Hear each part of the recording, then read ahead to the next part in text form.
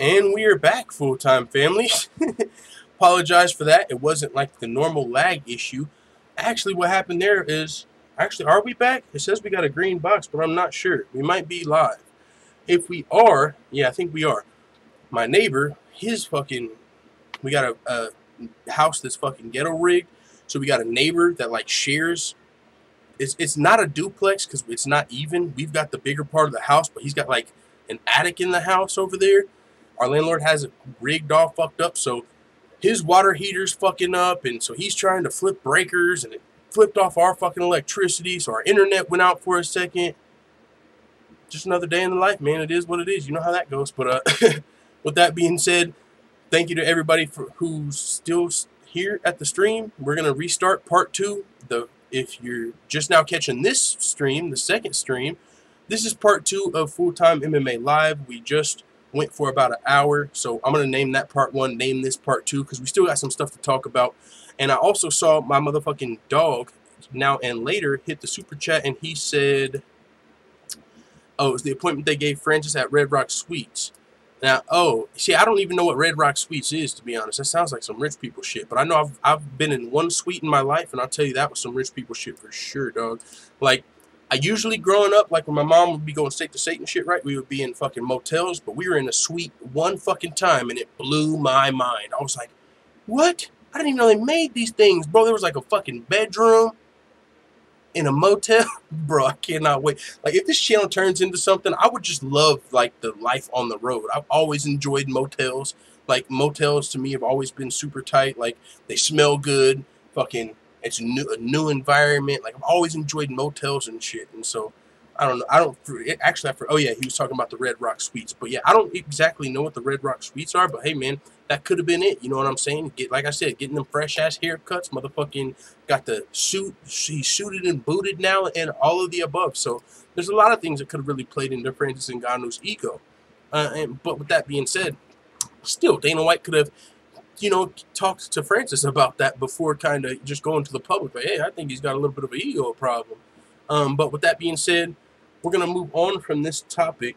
Francis Ngannou just a little upset that Dana White didn't speak with him originally. Like, hey, if you got a problem, just take it up with me. So we got Alexander Gustafsson talking about the current light heavyweight and heavyweight champion. He says Alexander Gustafsson feels Daniel Cormier is better at heavyweight. Now, this is also...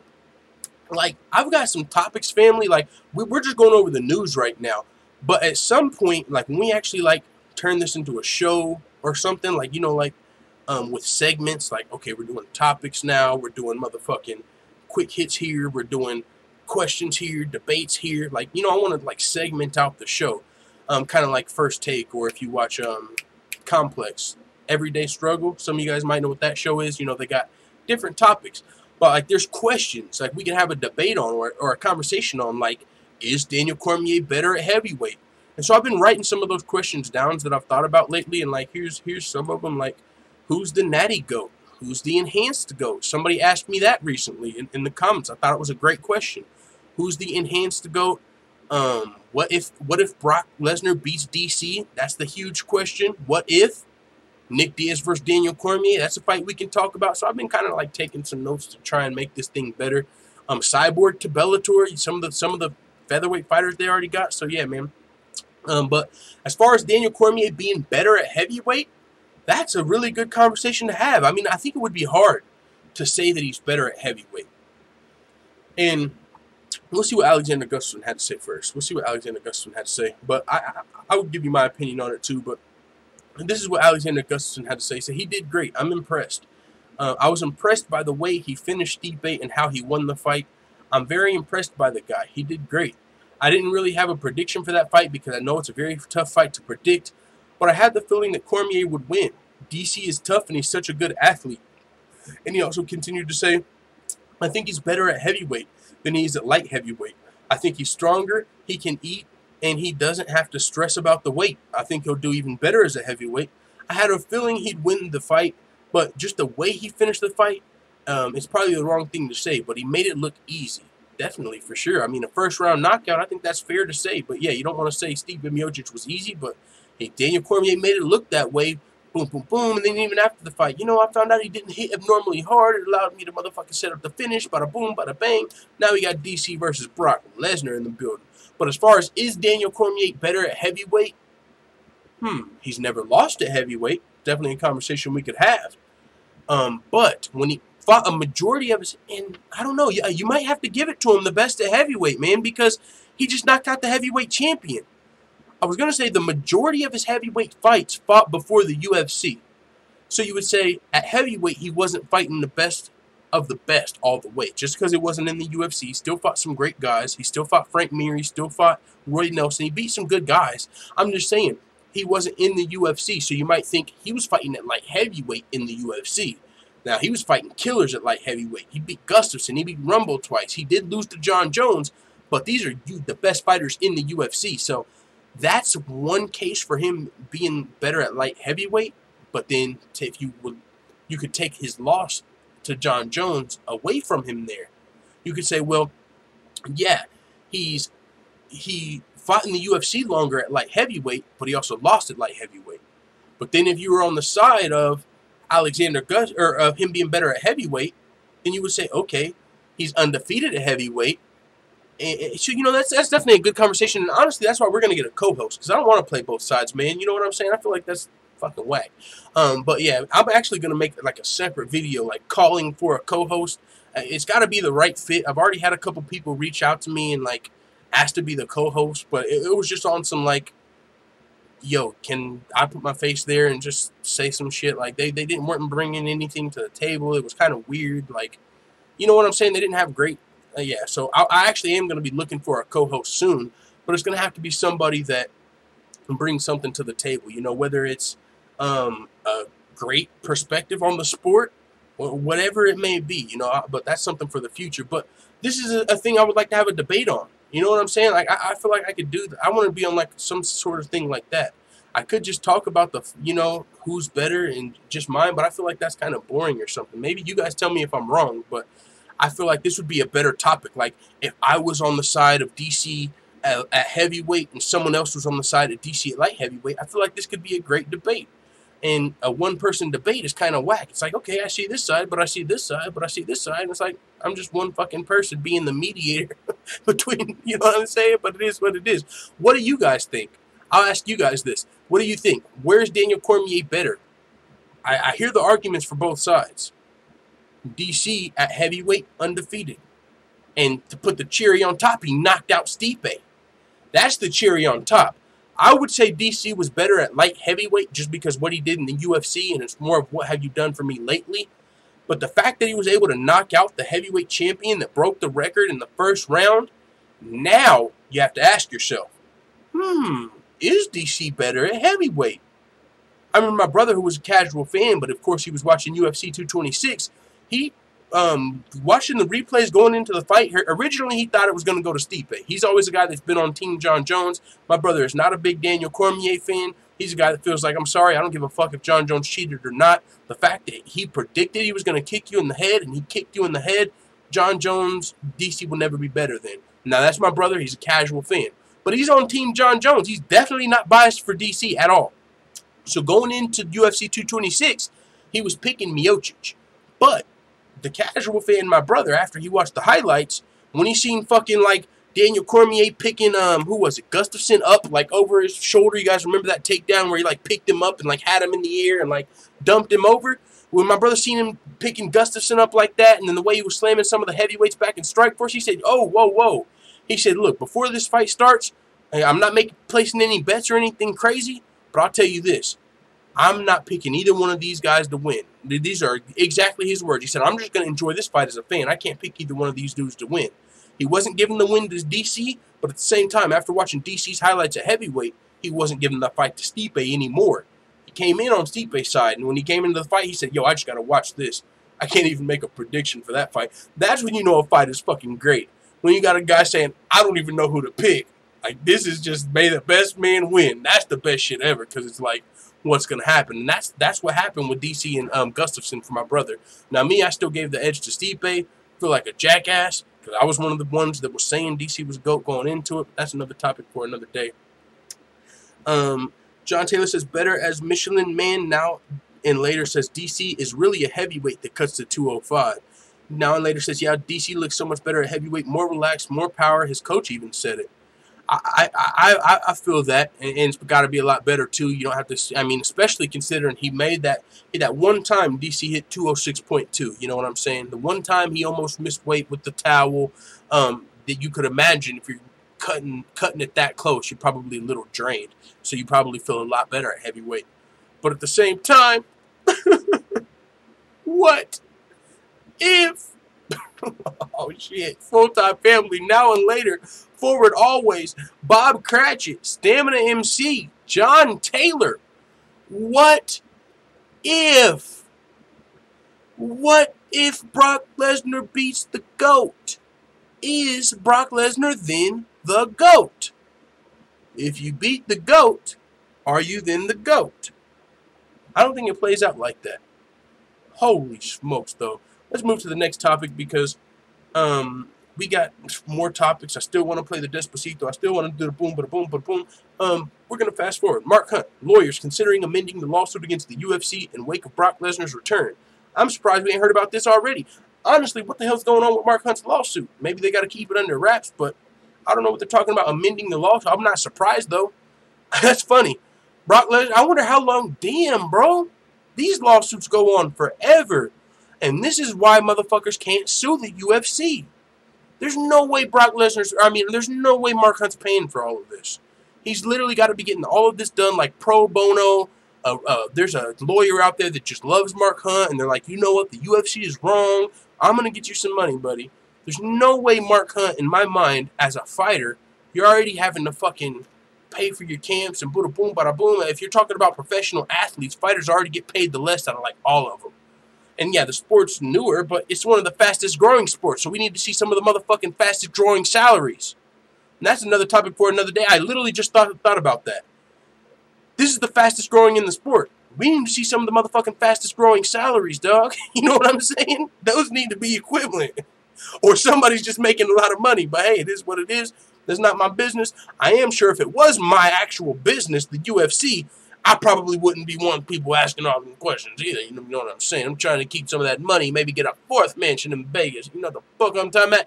But either way, Mark Hunt's a guy. He's going through this lawsuit with the UFC after UFC 200. He fought Brock Lesnar. You questioned him coming into the fight. Yeah, he probably is all jacked up on Mountain Dew. I mean, he probably is a juice head, but I'll beat him anyways. But after he actually didn't beat him, it was a little bit of a different story. We actually went into a huge lawsuit with the UFC. I believe he named Brock Lesnar. He might have named Dana White. He might have named, he named a lot of people in the lawsuit, Mark Hunt did. And honestly, we've heard a couple rumblings here and there, but we haven't heard much about this lawsuit in the last few months. So I'm wondering, maybe it's just all going on behind the scenes. You know how that might go. I mean, I've never sued a big company or been in that type of lawsuit, but you could imagine just regular court gets rescheduled all the fucking time. You're supposed to come to court today. Oh, we'll reschedule you for next month. Oh, and then we'll reschedule you for next month. So there's probably a lot of that going on, different motions and all type of crazy shit that you see on Law and Order. But either way, we haven't heard a lot from Mark Hunt's case. You know, he's actually fought since then. And now Brock Lesnar's coming back. And we are starting to hear about Mark Hunt's case. And so I'm interested to see what's going on here because this is kind of crazy. If you think about it, actually, it's like he's suing the UFC for Brock Lesnar cheating against him. And before the lawsuit is even over, Brock Lesnar's coming back and the lawsuit's not over yet. So this is actually interesting. But in my mind, I feel like the UFC's attorneys must feel pretty confident in this case. If the UFC's attorneys felt like the Mark Hunt case was already bad, right? If it was already going south, like, oh, we fucked up letting Brock Lesnar back, I don't think they would be bringing him back. You know what I'm saying? Like, if they were worried about that. But this is what, with Lesnar now back on the UFC roster and about to earn a title shot, Denny believes it could bolster Hunt's case. We debated whether or not to, while the motion to dismiss is pending, to alter the complaint again, to keep adding more facts regarding the way the organization works and perhaps the unfairness of it. So that's something that we have not done yet, but we definitely might with all the buzz around Lesnar coming back. And so it looks like there's a motion to dismiss that is pending. So I'm assuming that's on the side of the UFC. You know how that goes. Fucking the motion to dismiss. They're trying to find any way they can to get this lawsuit dismissed. And I would assume in that motion to dismiss is probably like a video of Mark Hunt saying, yeah, he's probably on steroids. I'll beat him anyway. You know what I'm saying? Because Mark Hunt did say that before the fight. Like, yeah, even if he was on steroids, like, I'll beat his ass. But then after you lose the fight, you kind of changed your tune. So I could see that being part of the defense. But the Mark Hunt's legal team is like, well, shit, while we're waiting on to see what they're going to do with this, maybe we should bring up some new facts. We got some new shit going on. What the hell are you...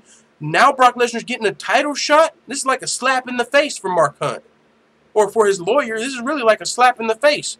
We're still trying to get justified for what happened back at UFC 200. Brock Lesnar's been out in like 5 fucking SummerSlams since then. Brock Lesnar's life's moving on.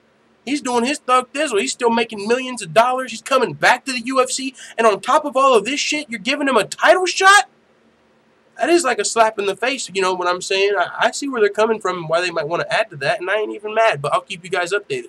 We'll see what happens. I feel like Brock Lesnar's probably got the best lawyers in the world, so does the UFC, so it's for sure an uphill battle for Mark Hunt, but it looks like he might have a little more to fight with on his side. So we'll see what happens. I'll keep you guys updated. But to be honest, there's not a lot of headlines or updates that we really get on this Mark Hunt lawsuit. And a lot of it, you know, like they're waiting for stuff to happen, motion to dismiss, all of this stuff. So we don't really hear about all of the nitty-gritty details. But if something big happens, I'll for sure keep you updated. Now, we're getting into the funner topics toward the end of the show. You might be wondering, what the fuck is this headline? I'll be 6'5" and 230 pounds. Well, that, my friends, is Super Saiyan Sage Northcutt. And actually, I believe Super Sage Northcutt just hit Super Saiyan 2. I think he just hit Super Saiyan 2. I feel like Sage Northcutt at 155 pounds, and I might lose some of you here because you don't know shit about Dragon Ball Z. But if you do, because it was pretty popular, real quick, real quick, Super Sage Northcutt. For one, it already sounds like Super Saiyan. 2, he's got the fucking spiky blonde hair. He's a real-life Super Saiyan, dog. So what I'm saying is, there's multiple levels of Super Saiyan. Super Saiyan 1 is 155-pound Sage Northcutt. He's fought at multiple weight classes. He's fought at 155 and 170. I think as he goes up weight classes, his Super Saiyan, you know what I'm saying, that's the different Sage we see. Now, I'm just having fun with that. I'm just having fun with that. You could blow a hole in that really fucking easy. You can say, yeah, but he lost 2 fights at fucking welterweight. What are you talking about? Hey, but he did just come back and get a win at welterweight. He got that back in his tank. He's not just 0 wins at welterweight anymore. And that's where this headline comes into play. Sage Northcutt plans on being a motherfucking welterweight. Potentially a motherfucking middleweight. He's already a middleweight, welterweight. He plans on being 185 pounds. Shit, at 230 he might be fighting at light heavyweight. Look at this. And yo, I'm glad this is the second part of the show because there's not as many people watching because we're about to get into some shit that if I was a bigger person, might get you in trouble because I don't know anything about what we're about to look into. I've just heard rumors about it, so we're about to look into it together. I'm not going to go too far because I usually don't like doing that, going down rabbit holes.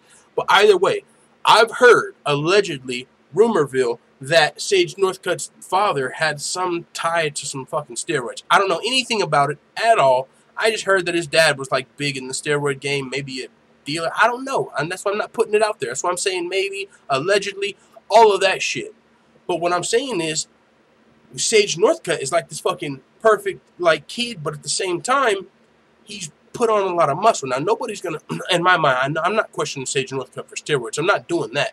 But what I'm saying is the fact that he is talking about potentially going up to 230 pounds and being 6'5", and also on top of that fact, there's been like some pictures of Sage Northcutt. Bro, he's looked jacked. Now, I'm sure he's eating the cleanest of the cleans. He's probably fucking chewing on a stick of celery right now as we speak. You know what I'm saying? He probably keeps one in his back pocket. I don't know how fucking healthy people live. I ain't got there yet. I'm trying to get there. But either way, Sage Northcutt, I'm sure he's the healthiest of the healthy. And so, with that being said, he's also fucking cut. Like, you know what I'm saying? And he's getting bigger and bigger. But I just found it interesting that he's talking about a potential move up to middleweight in the future. Now, he could for sure keep growing. That's a real possibility. But shoot, in my time, and I'm sure there's outliers, but usually when you're about 21, 22 years old, I don't think you get a lot taller. Maybe there are some people that sprout up after they're 22, but that would probably be what happens to Sage Northcutt, and he feels like that's the real potential. This is what he had to say. And he's training with Team Alpha Male. This is really weird because I hate even bringing up steroids and MMA fighters, but it's just like an elephant in the room here. Like I kind of want to leave it here, an elephant in the room, right? I don't want to go down some fucking steroid rabbit hole. I don't want to accuse anybody of no steroids, beating USADA, none of that shit, unless they fail a test. But the fact that he's training with Team Alpha Male, and it's an inside joke to a few people that have been fans of the channel since even before this channel was here. There used to be a long time ago, and even more recently with the Cody Garbrandt, TJ Dillashaw beef, rumors and speculation about potential PEDs possibly out of a certain camp. And we saw that a lot whenever Cody Garbrandt came out and said, "You showed everybody at Team Alpha Male how to use steroids, motherfucker." Like, what? He just showed you guys, what? Did you just say he showed you guys all how to cheat? Like, if you guys aren't cheaters, that's where you say, "Get the fuck out of my gym." What are you shooting up? Like, I don't know how they take steroids. Are you shooting a fucking injection in your ass, dog? Get the fuck out of Team Alpha Male. You don't think people would go, "Hey, how do you do that?" You know, what do you mean you showed them how? Like, I don't want somebody to show me how to suck a dick. Like, I'm just right now, right? I'm not gay. So if someone came into my house like, "Hey, you want to learn how to suck dick?" I'm not going to fucking tune into that class. You know what I'm saying? If my girls goes to one of her homegirls motherfucking bachelorette parties and they're fucking playing with fucking all of that shit, I don't want to go. I don't want to learn. So if someone walked into my fucking house and I don't want to learn about steroids, I'm not going to learn. What the fuck are you talking about? He showed us how to use steroids. That's something. He showed us how to smoke crack. I don't want to smoke crack. No one's about to come in here and teach me how to smoke no fucking crack. If I don't want to fucking suck dick, if I don't want to smoke crack, I'm not learning how. If I don't want to take steroids, I'm not learning how. What the fuck are you talking about? And so with that being said, there's been some speculation like, hey, maybe Team Alpha Male can fucking beat the system. I don't know. But we've also heard GSP. We've heard Khabib. We've heard multiple fighters say that you can beat USADA. Elephant in the room. That's all I'm fucking saying, dog. There's a big elephant in the room. I don't know what the fuck's going on. But we'll just say it's a coincidence that Sage Northcutt, and like I said, I haven't even looked into this. I'm just going to type this in, and this is probably as far as I'm going to go. Sage Northcutt dad? Should I put steroids on the end of the Google search? Fuck it, man. When in Rome. Oh, shit. First thing that pops up. Sherdog Forum. Breaking. Sage Northcutt's dad was a known steroid dealer who was something else. Bodybuilder, powerlifter. Okay. God, I fucking hate doing this, man. I don't want to be that guy. I really don't. But we're going to talk about the elephant in the room for a quick second. So, Sage Northcutt's dad has a potential alleged history with steroids. Allegedly, supposedly, TJ Dillashaw showed Team Alpha Male how to use them. Now, allegedly, supposedly, Sage Northcutt is with Team Alpha Male. Now, allegedly, supposedly, we're about to move off this motherfucking topic. I'm not about to put all the pieces together for you. I'm just saying, like, there's an elephant in the room. I don't know what's going on, but I do feel like there's some people that can beat the system. I don't know how many people. I don't know how they do it. I don't know who does it. I don't know how it helps. All I'm saying is there's a motherfucking elephant in the room. And this is what Sage Northcutt had to say. If you look at my brother's like 6'4" and he's only 19 years old. So I hope I'm as tall as him. I might be 6'5". I could be 220, 230 pounds. I have no idea. My mom and dad was 6'5". I could be fighting at 185 in the future. But first, 170. So a lot of people feel like Sage Northcutt should have been fighting at 155. That's where he had his most success. But I'm sure that was a fucking hard weight cut for Sage Northcutt. He didn't even look great at 155. He was in his most recent fight against Thibault Gouti. He got pretty lucky with that decision. But Thibault Gouti was taking him down against the fence, but he was kind of just not doing a lot with it, so they didn't really score it. But either way, Sage Northcutt, he looked a lot better at 155 earlier in his career, but he didn't look amazing. And it could have had something to do with the weight cut. But at the same time, Sage Northcutt lost his first 2 fights at welterweight. But this is the thing. Even though Sage Northcutt might have not looked amazing versus Thibault Gouti, even though Sage Northcutt lost 2 of his first fights at welterweight, he's got such a serious future and potential in the sport. I don't think he's a hype job. I really think you got it fucked up if you think that's the case. And there's 2 reasons. Is he going to be the best well-rounded fighter in the world right now? Not even close, for sure. He's more of a striker. He's more of a karate guy. He's more of a Wonder Boy type guy. He's not coming in here with fucking Division I wrestling. So he might have to develop that game, kind of like Conor McGregor. Conor McGregor didn't come into the fucking featherweight division as a D1 wrestler or some, Irish world champion wrestler. He's more of a striker that knocks guys out. So in the beginning of Conor McGregor's career, he's probably not fucking fighting the best wrestlers in the world because he would have not probably looked as great.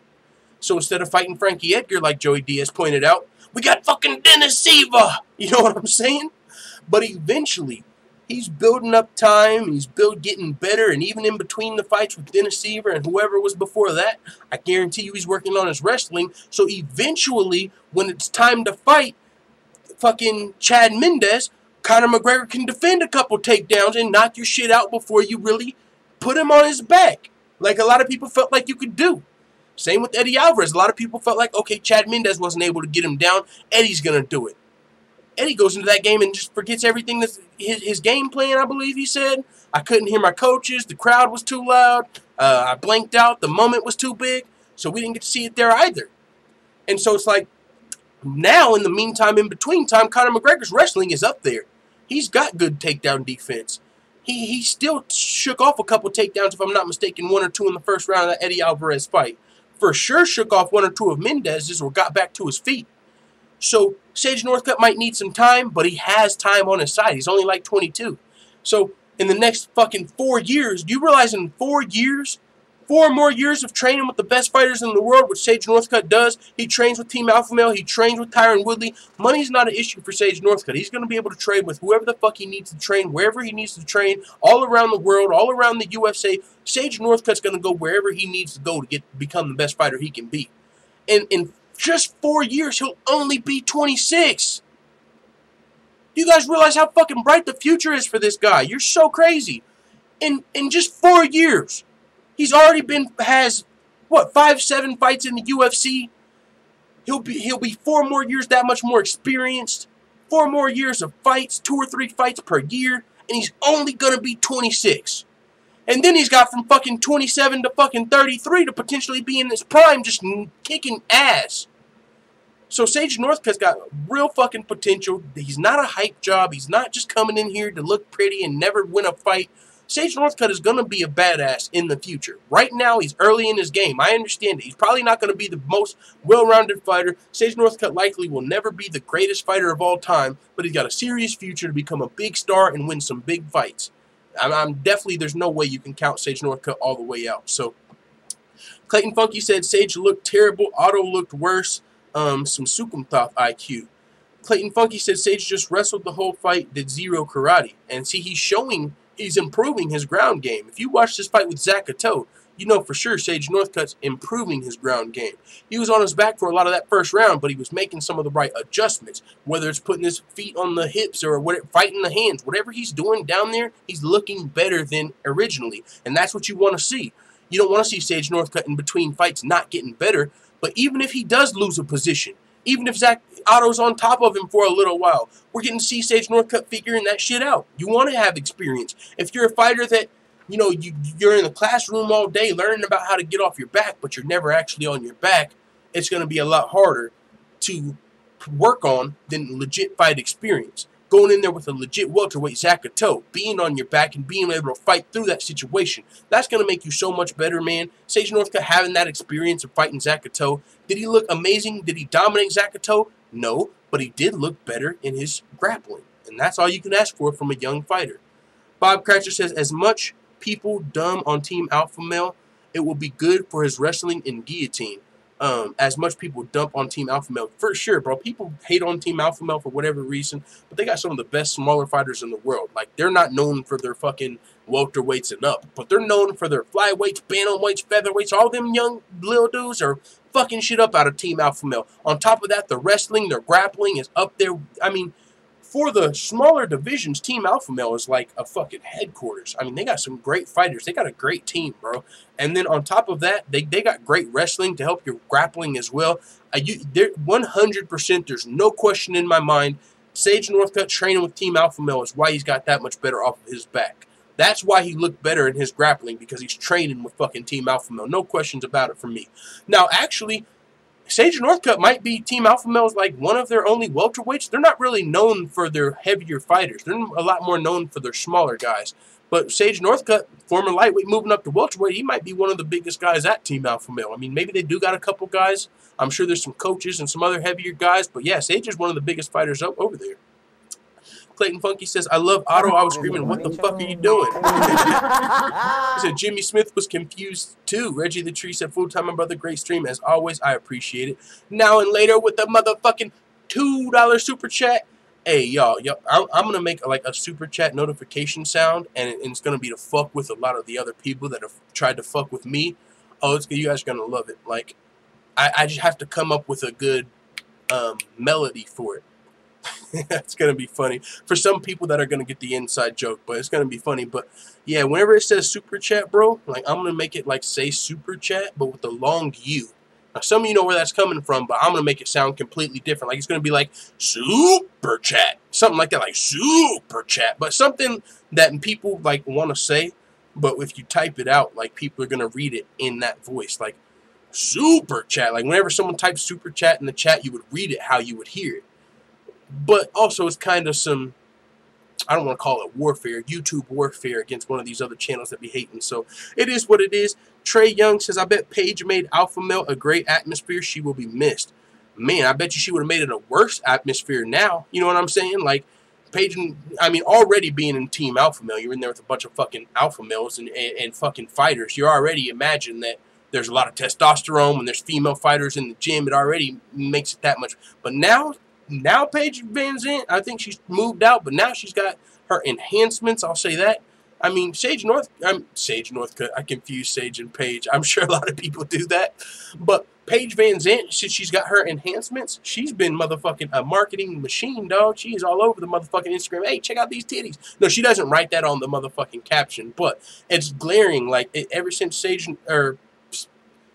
Van Zandt got her boob job done, you know what I'm saying? And it seems like she's been happier. You know what I'm saying? I don't know if she's got more sponsors since then, but it definitely helps. I'm not going to lie. When I'm scrolling through Instagram, you guys are probably guilty of this too. Like, I follow some of the ring girls, some of the female fighters, but, you know, I just scroll kind of fast looking for something interesting. Whenever I see, like, sometimes I stop and I scroll up, like, oh, what was that? And it'll be like Paige Van Zandt, right? But then at, like, the top of the pictures, you'll have, like, some fucking CBD oil. And I'll be like, oh, like I'm looking up, like you stop because you see the titties, right? And so you're like, oh shit, what you know, okay, you know, just checking it out like you might do scrolling through Instagram. But then you'll be, check out the CBD oil in the description. I see that on other fighters. It'll be like Ariani or somebody, like, you know, like a straight thirst trap. But then like on the side of the picture, oh, by the way, check out these motherfucking CBD oil or whatever, you know what I'm saying? But hey, I ain't even mad. It's hella fucking marketing. But with that being said, I'm talking about that because she was a Team Alpha Male. You can only imagine getting those enhancements at Team Alpha Male. That might motherfucking make the sparring sessions go that much harder, right? Maybe that's what happened. This just came full circle. Maybe that's what happened. Maybe Max Holloway was sparring before his fight with Brian Ortega, and Paige Van Zandt walked in with a new boob job, and that motherfucker was like, yo, watch this. And just clean Max's motherfucking clock. Yo, chill. Fuck, no. This shit just came full circle. Paige walked in like, is that Paige? Watch this. Boom! See what I just did to the featherweight champ? You know what I'm saying? Yo, that's fucking hilarious, bro. With that being said, let's continue. We're getting toward the end of the show. The fun part where we got the fun topics. And, of course, can't wait to get into the Despacito parody remix and shit. Hey, I just turned my hair. I realized my shit's looking all bad. I need to get my shit cut, bro. I need to go back to looking like a Mexican. Whenever I get my hair cut, I literally got Mexicans walking up to me speaking in Spanish like, hey, habla español. I'm like, nah, bruh. Nah, not quite. You know, español dos en escuela, poquito. Sorry, adios. You know what I'm saying? Let's see. Stamina MC said Paige Northcutt post-op in a room full of dudes would have been Team Albergine in there. That's what I'm saying, bro. That's clearly how fucking Max Holloway got knocked out in sparring. Paige Van Zandt walked in the room and like straight head turner now. You know what I'm saying? Like, it is what it is, man. But we're gonna continue. We've been going now for 2 hours. One of the longest shows, supposed to be one of the shorter shows. I guess I'm motherfucking have to get some shit figured out. But actually, at 9 p.m. So we have to be out here in 30 minutes because I got to have time to get ready and go to my uncle's house. So 9 p.m. And he's not really an uncle. He's a family friend. But he's somebody that said he might have some work for me. And that $50 is really going to help. So 9 p.m. we have to be out here. So I'm going to speed through this. Dylan Dennis, who really gives a fuck right now? He might have a future. But right now, Dylan Dennis seems like a try-hard. Conor McGregor imposter. But at the same time, I'm not going to lie. I'm a little bit of a fan. I'm not just shitting on Dylan Dennis. I kind of like I don't like it. I think it's a real douchey. But at the same time, Dylan Dennis has a little bit of swag to him. Might not be you know what I'm saying, the best thing in the world, but there's something to Dylan Dennis. There's definitely something to Dylan Dennis. A little bit of a fan. You know what I'm saying? Now, at the same time, a lot of it's corny, a lot of it's cringy, for sure. Fucking for sure.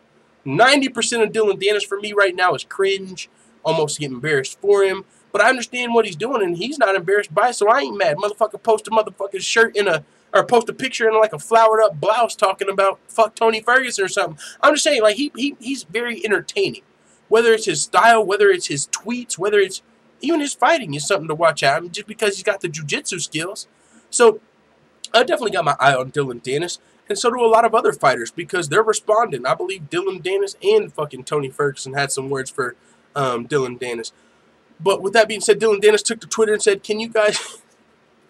This is why I love Dylan Dennis, because this first tweet. A fan tweeted at Dylan Dennis and said, but really, who would win in a jiu-jitsu match between Dylan Dennis and Tony Ferguson? I know in a lot of our minds, we go straight to El Kukui. But Dylan Dennis said, can you guys stop with these jokes? It's embarrassing. Like, I would wipe the floor with Tony Ferguson. Yo, hilarious. Tony Ferguson responded and said, yes, stop. Don't include me with this peon who thinks he can fight. I'd sleep this dweeb. Tony Ferguson's not even talking about just jiu-jitsu here. He's talking about, and in my mind, this seems like a fight. He says, this dweeb thinks he can fight. I'd sleep this dweeb. He's talking about knocking his ass out in my mind. But at the same time, he could put him to sleep in jiu-jitsu. Tony Ferguson's got some very skilled jiu-jitsu. That would be a match I'm interested in. Dylan Dennis, that's like his high suit. I mean, it's not as striking. It's not as wrestling. He's like Conor McGregor's jiu-jitsu coach. So I would like to see how he does in a pure jiu-jitsu match with a elite UFC fighter. That would be dope to see.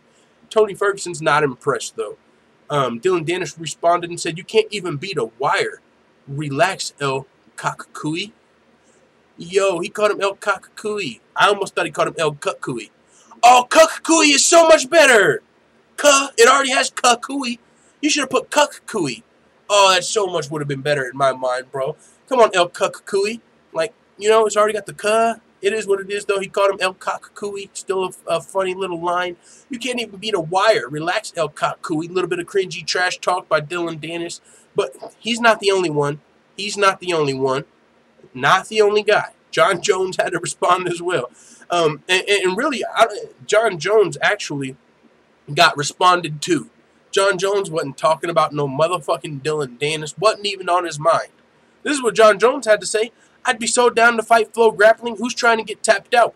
If you recall, actually, John Jones submitted Dan Henderson in his first Flow Grappling match. I actually watched it. First time I watched, I was like, yo, John Jones, he can't compete in the UFC. He's doing some jiu-jitsu, and he's going against Dan Henderson, who just retired. I'm in. I literally watched that match. John Jones versus Dan Henderson in jiu-jitsu. Really fun. John Jones had fun with him, but got the job done.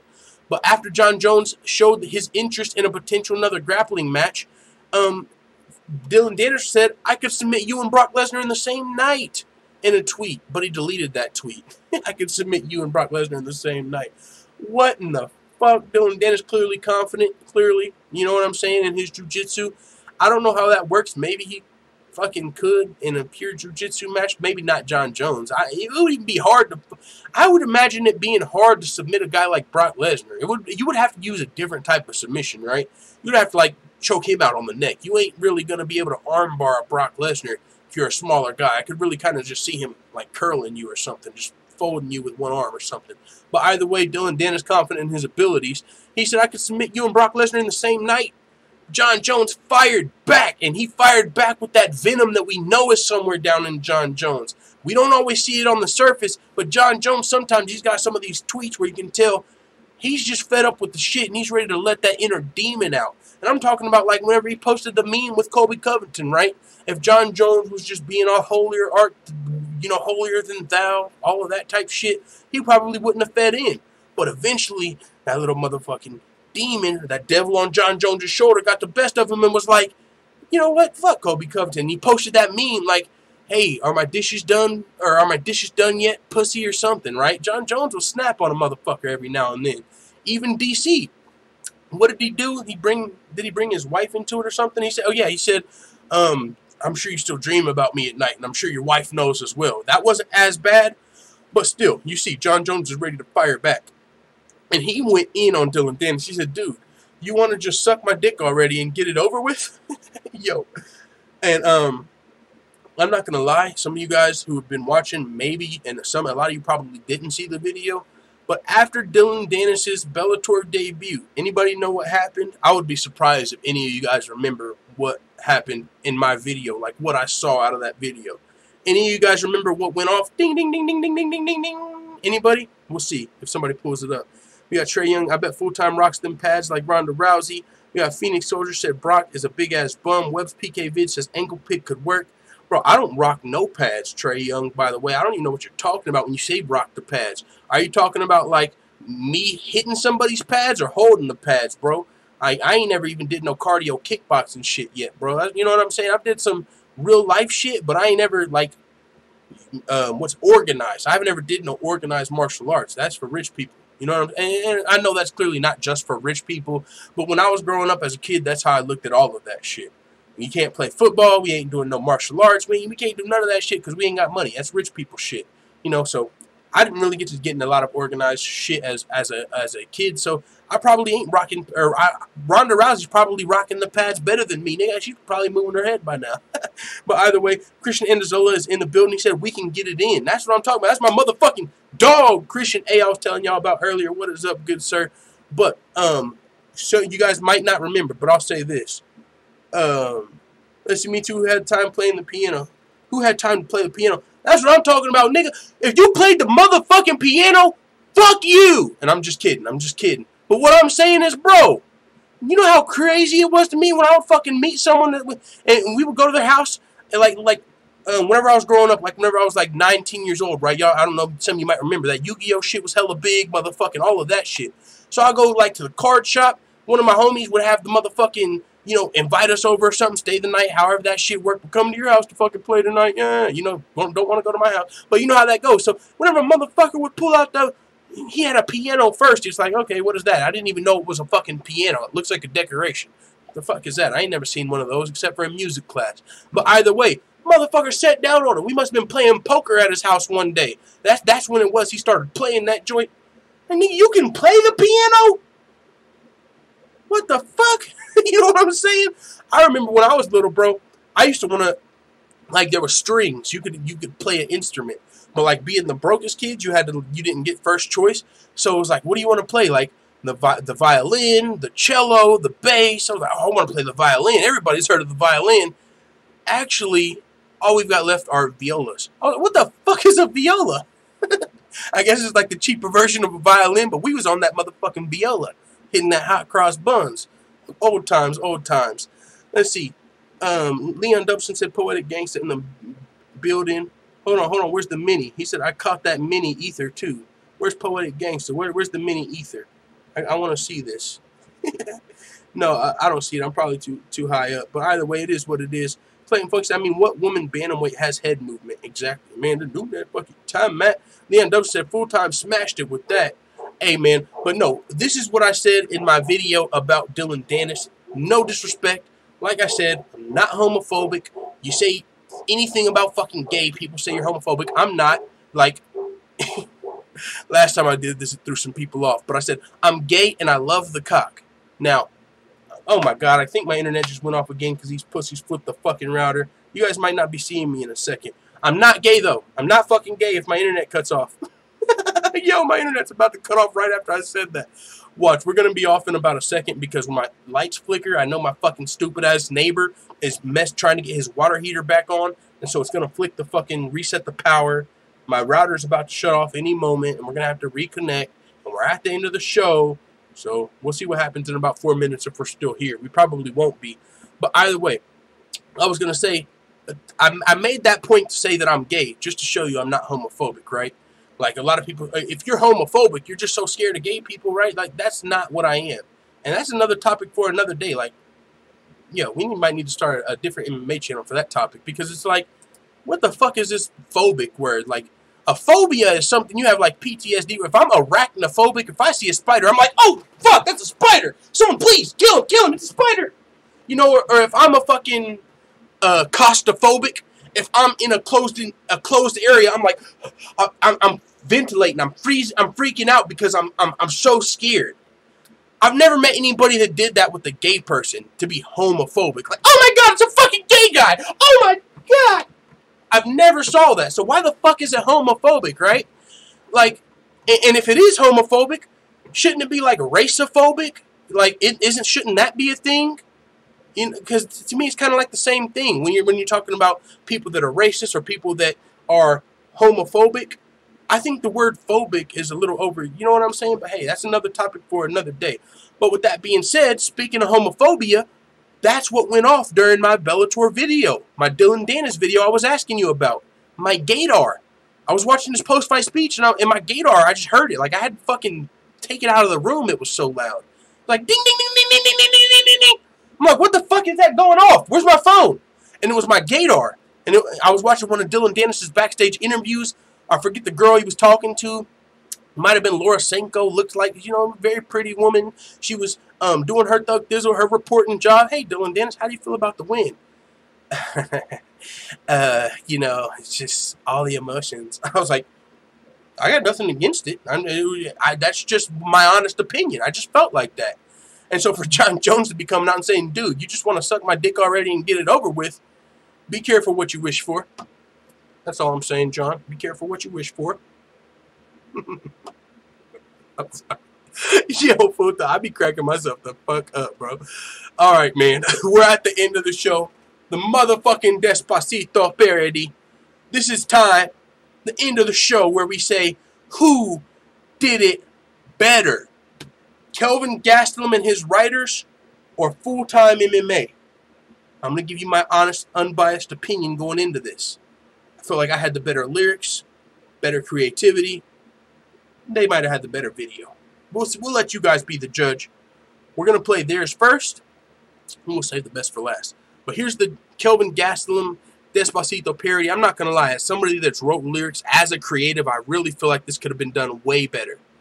If you would have just gave me the topic, Kelvin Gastelum and Doritos, Cheetos, and Tostitos, I would have got the job done. So if you guys are hiring somebody to do this shit, I'm your fucking guy. I'm cheap too, because I'm broke as fuck. We'll rework the contract next year. First year, I just want to show you what I'm fucking worth. You know what I'm saying? Because let's just go, man. Let's just go.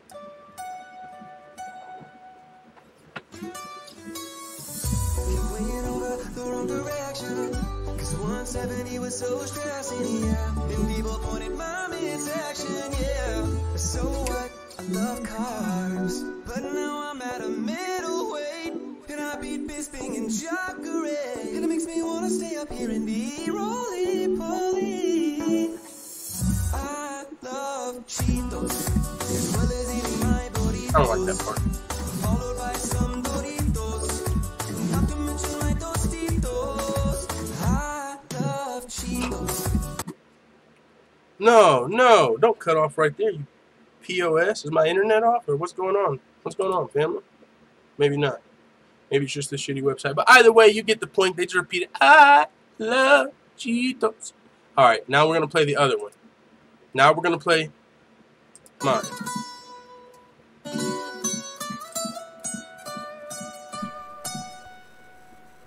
Despacito.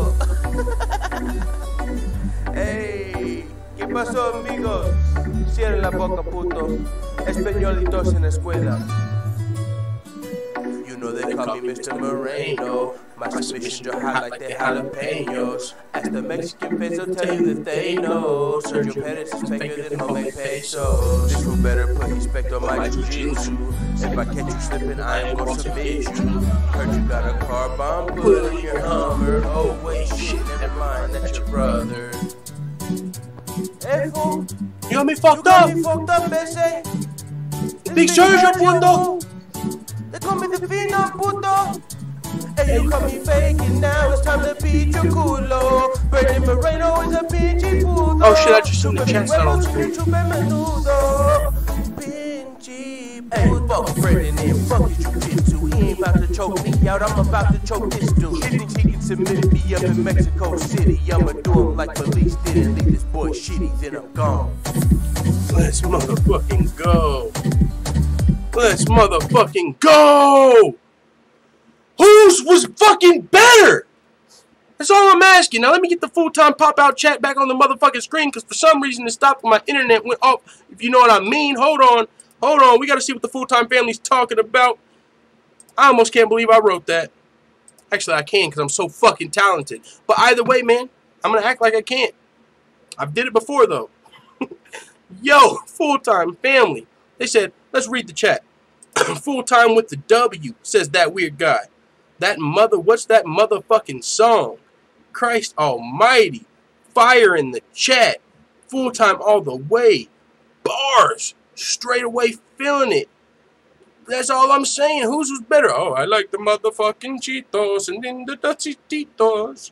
Bro, I am up there. I'm just saying. I don't even like bragging about my own skills. I don't do all of that. I'm just saying, if you're talking about the songwriting, if you're talking about creativity, fuck with your boy. That's all I'm saying some days. You know, and that's really the end of the show. Let's run the Kelvin Gastelum one more time for you guys. You know, because mine was thinking on, let's just run this one back. It didn't play all the way through, right? Yeah. We ain't got nothing else to do. It's the end of the show. Let's just listen to I Love Cheetos out of fucking nowhere.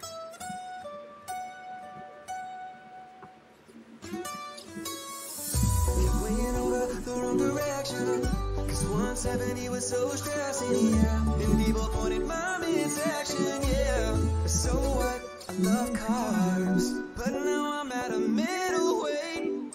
And by the way, that's also, I don't think Kevin Gastelum singing. But either way, And I beat Bisping and Jacare. And it makes me wanna stay up here and be roly-poly. I love I don't like that part. Followed by some Doritos. Not to mention my Tostitos. I love Cheetos. As well as eating my Doritos. Followed by some Doritos. Not to mention my Tostitos. I love Cheetos. Yeah, one of those was clearly better than the other. And I think it was mine, but hey, it is what it is. With that being said, man, we're at the end of the show. Oh, no, we're not, because we got a motherfucking preview. I forgot. That was supposed to be at the beginning. We just had a fight card this weekend, and we didn't even talk about it. So, you know what? We're going to save that for tomorrow, because I've got 10 minutes before I literally have to go. We don't got time. So, we're going to save this for the beginning of the show tomorrow. UFC Boise recap. We usually start off the week with that, but I don't have much time. I got to go try and fucking meet this guy, my family friend, uncle, whatever you want to call him. Try and make some money, because I got a payment plan due tomorrow. So with that being said, thank you guys for coming through. Now and later, motherfucking Phoenix Soldier. We had Yo Dog, and to get out of here, we're going to play Fire Snoop, just because I think that's like everybody's favorite. Like, as far as what people actually ask to hear, there's people that ask for Fire Snoop like every day. So shout out to my dog, MMA vlogger, Real Talk Forum, Phoenix Shoulder, Cam Murphy, John Taylor, Now and Later, Christian Anderzola, motherfucking Stamina MC, Web PK Vids, and the whole full-time family that's listening to this on another day. Or tomorrow. We're going to be live again tomorrow. So we'll see how that goes. But with that being said, man, it's motherfucking hashtag Fire Snoop.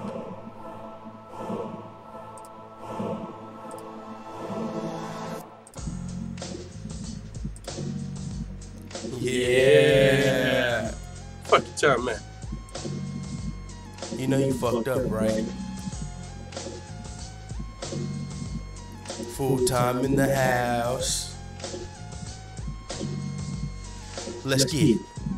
With so much drama in this day and age, it's kinda hard being full-time MMA, but I somehow, someway keep coming up with content for my hitters like every single day. Now let's get to this nigga Snoop disrespecting McGregor, thinking that shit was cute. Calling Conor a bitch, well, what the fuck does that make you? You ain't no big dog, old nigga, you a pooch. And keep it real, Conor didn't even fucking lose. Fuck the Mayweathers made $1 million off them dudes. And that's in a pillow fight. Boxing ain't no real fight. How you get knocked out to walk out looking like $1 million lights? Snoop, I think you sipping too much gin and juice, cause something's gotten in you. What the fuck you thinking this and one of the dudes getting you paid? Now a lot of people don't like you. Got them on Twitter yelling hashtag fire Snoop. Bitch! Hey. Full time in the house. Hey. That's all I'm saying, full-time family. That's all I'm saying. And you know, it still surprises me sometimes. I know it's kind of new to some people. I just see someone in the chat say they never heard this. It's crazy, man, to me. You know, there's so much stuff we've done in the past as a family to grow, and there's some people that know about it, some people that don't. And it's, you know, it's kind of crazy. So maybe I should play this more often because people enjoy it. So thank you guys for coming through, man. And to you who said this is the shit, never heard this. Oh, that was Cam Murphy. I was kind of surprised, but now and later, you never heard this Snoop shit either? God damn. Y'all don't motherfucking fuck with your boy like that. No, put money in my mind. No, but I see Stamina MC in the building. But yeah, man, I thought a lot of people had already heard that. That's why I don't replay a lot of these things. Because I'm like, people already heard it. I'm not trying to motherfucking repeat shit. But maybe I do need to, because I know a lot of other shows do that, right? Whenever people are doing media, they repeat the same thing to every fucking media website because everyone didn't hear their first interview. So there's probably a lot of shit like Throwback Thursdays where we bring shit back. But before we get into another motherfucking hour-long video, I gotta fucking go. So it is what it is. Let the full-time family know what you think in the comments. We'll be back motherfucking tomorrow, 7 a.m. Eastern, 7 p.m. Eastern. Hopefully, let the full-time family know what you think in the comments.